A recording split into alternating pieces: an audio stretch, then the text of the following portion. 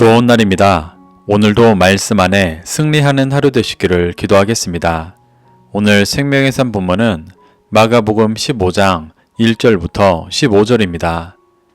오늘 본문에서는 예수님을 신문한 빌라도가 죄를 찾지 못하고 명절에 백성들의 요구대로 죄수 한 명을 놓아주는 전례를 이용해 예수님을 놓아주려 했지만 유대인들의 반대로 바라바라는 죄수를 놓아주고 예수님을 십자가에 못 박게 넘겨주는 모습이 나옵니다.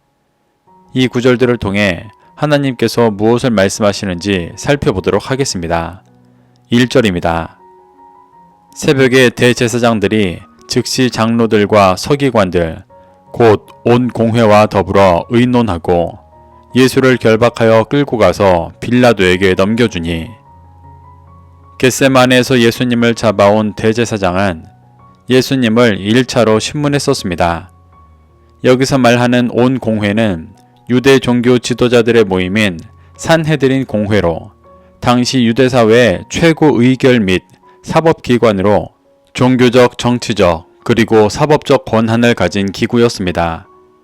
이들이 예수님을 결박하여 빌라도에게 넘겨준 이유는 로마의 속국이었던 그들에게 사형의 권한이 없어 빌라도의 힘을 빌어 예수님을 사형시키기 위해서였습니다. 이들이 예수님을 잡아 자체적으로 신문할 때 예수님께서 자신을 권능자의 우편에 앉으실 분이시고 하늘 구름을 타고 올 것이라고 말씀하시자 신성모독을 확정하며 죽이려고 하고 있는 것입니다. 2절부터 5절입니다. 빌라도가 묻되 네가 유대인의 왕이냐? 예수께서 대답하여 이르시되 내 말이 옳도다 하시매 대제사장들이 여러 가지로 고발하는지라. 빌라도가 또 물어 이르되 아무 대답도 없느냐? 그들이 얼마나 많은 것으로 너를 고발하는가 보라 하되 예수께서 다시 아무 말씀으로도 대답하지 아니하시니 빌라도가 놀랍게 여기더라. 빌라도는 산헤드린 공회에 의해 끌려온 예수님을 신문하였습니다. 그가 예수님께 네가 유대인의 왕이냐라고 묻자 예수님은 내 말이 옳다고 대답하셨습니다.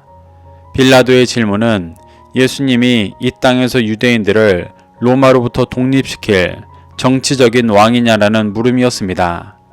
하지만 예수님께서 하신 내 말이 옳다라는 대답은 이 땅의 정치적인 왕이라는 대답이 아니라 말씀을 믿고 따르는 모든 영적인 유대인들을 구원할 하나님 나라의 왕이라는 대답이셨습니다. 마가복음에서는 이 신문의 과정이 많이 생략되어 있지만 요한복음 18장 37절을 보면 예수님께서 자신이 진리에 대하여 증언하기 위해 오신 왕이라고 대답하고 계십니다. 예수님께서 말씀하시는 왕은 예수님의 진리의 음성을 듣고 따르는 하나님 나라의 백성이요 진정한 영적인 유대인들을 구원하는 왕이신 것입니다. 예수님의 대답에 빌라도는 대제사장들이 예수님을 여러 가지 죄목으로 고발하고 있다고 말했습니다. 이는 예수님의 말씀을 이해하지 못하고 유대인의 왕인데 왜 대제사장들이 예수님을 고발하고 있냐는 질문이었습니다. 이에 예수님은 대답하지 않으셨습니다. 육신에 속해 있는 빌라도에게 예수님께서 아무리 같은 진리를 설명하셔도 이해하지도 깨닫지도 못할 것이기 때문이었습니다. 긴 시간이 있었다면 그에게 충분히 설명하고 가르쳐 주셨을지도 모르지만 예수님은 모든 죄인을 구원하시기 위해 십자가에 못 박히셔야 할 때였기 때문에 침묵하신 것입니다. 6절부터 10절입니다. 명절이 되면 백성들이 요구하는 대로 죄수 한 사람을 놓아주는 전례가 있더니 밀란을 꾸미고 그 밀란 중에 살인하고 체포된 자 중에 바라바라 하는 자가 있는지라. 무리가 나아가서 전례대로 하여 주기를 요구한데 빌라도가 대답하여 이르되 너희는 내가 유대인의 왕을 너희에게 놓아주기를 원하느냐 하니 이는 그가 대제사장들이 시기로 예수를 넘겨준 줄 알미러라. 빌라도는 예수님의 말씀을 이해하지 못했지만 예수님께 죄를 찾지도 못했습니다. 그런데 빌라도는 6월절에 죄인 한 사람을 놓아주는 전례를 이용해 이 일을 조용히 넘기려 했습니다. 이렇게 예수님을 놓아주면 예수님을 죄인으로 인정하면서도 예수님을 풀어줄 수 있어 예수님을 죄인으로 고발한 자들과 예수님의 지지자들 모두를 어느 정도 만족시킬 수 있는 일이라 여겼을 것입니다. 그는 예수님께 죄가 없다는 것을 보았음에도 철저히 자신의 정치적인 입지를 위해 이러한 선택을 하고 있는 것입니다. 그래서 그는 밀란 중에 살인하고 체포된 자 중 바라바라 하는 자와 예수님 중 놓아줄 자를 선택하라고 말했습니다. 바라바는 로마에 대항해 이스라엘의 독립운동을 펼치다 살인한 자였습니다. 이는 유대인들이 예수님을 고발하는 죄목과 같은 것이었습니다. 유대인들은 빌라도에게 예수님께서 신성모독하며 하나님의 아들이라 주장해 로마로부터 독립하고자 하는 백성들을 선동하고 있다고 고발했었습니다. 그런데 빌라도는 예수님이 그러한 죄를 지은 바가 없고 유대 종교 지도자들이 예수님을 시기하기 때문에 고발했다고 여겼습니다. 그래서 진짜 밀란을 일으킨 바라바를 대조로 세우며 당연히 예수님을 풀어달라고 할 것이라 여긴 것입니다. 11절부터 12절입니다. 그러나 대제사장들이 무리를 충동하여 도리어 바라바를 놓아달라 하게 하니 빌라도가 또 대답하여 이르되 그러면 너희가 유대인의 왕이라 하는 일을 내가 어떻게 하랴. 빌라도의 예상과는 달리 대제사장들은 무리를 충동해 바라바를 놓아달라고 하게 하였습니다. 이는 예수님께서 신성모독하여 무리를 선동해 밀란을 일으키려 한다고 고발한 유대인들이 진짜 밀란을 일으킨 죄인을 풀어달라고 하는 매우 모순적인 모습이었습니다. 여기서 이들이 진짜 원하는 것이 무엇인지를 볼 수가 있습니다.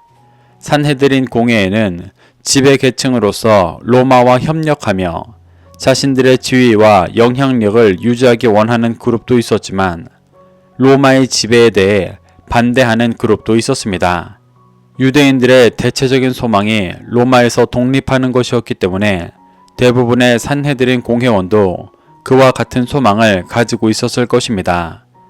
그런데 이들이 바라는 독립은 메시아가 오셔서 자신들의 수고를 인정해 주시고 지위와 영향력을 유지해 주시며 자신들이 원하는 방식으로 독립되어지는 것이었습니다.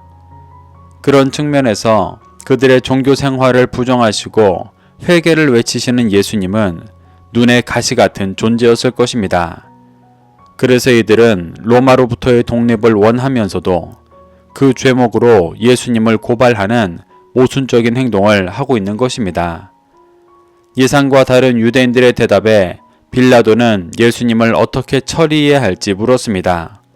예수님께 죄를 발견하지 못한 입장에서 자신의 권한으로 예수님을 풀어줄 수도 있는 일이었지만 자신의 정치적인 입지를 위해 예수님을 어떻게 처벌해야 할지 묻고 있는 것입니다. 13절부터 15절입니다.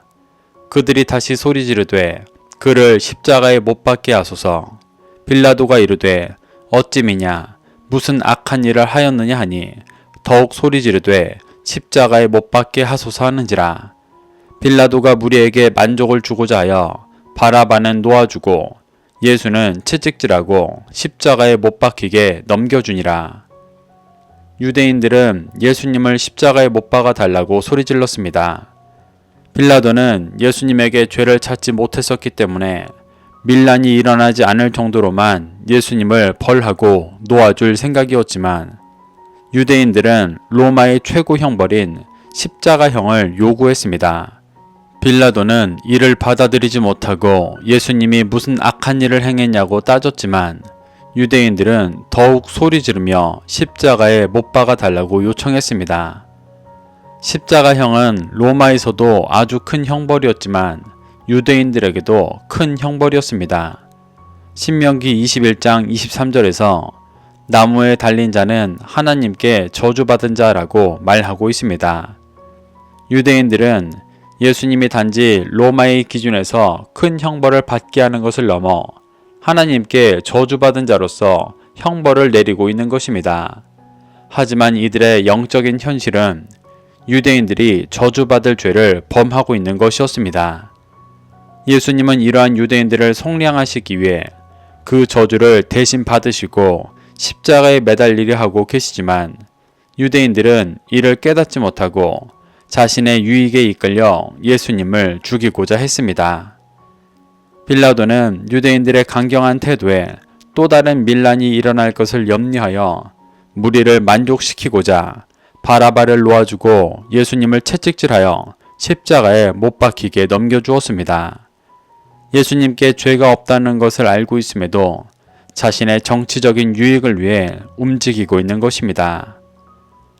이렇게 유대인들, 빌라도 모두 하나님의 뜻과 정의와는 상관없이 철저하게 자신들의 유익을 위해 움직이고 있습니다. 하지만 그와 반대로 예수님은 자신의 뜻과 상관없이 철저하게 모든 죄인을 구원하기 원하시는 하나님의 뜻을 이루기 위해 희생하고 계십니다. 우리는 이런 모습 속에서 교훈받아 나의 삶이 나의 유익만을 쫓아 살아가고 있는지, 하나님의 뜻을 이루기 위해 살아가고 있는지 돌아볼 수 있게 되시기를 소망합니다. 그래서 날마다 말씀으로 자신을 조명하여 진리 안에 육신이 깨어지고 어둠 가운데 있는 영혼들에게 진리의 빛을 비추는 그리스도인의 삶을 회복하게 되시기를 축복합니다. 오늘도 이 말씀을 심령에 새겨 승리하는 하루 되시기를 기도하겠습니다.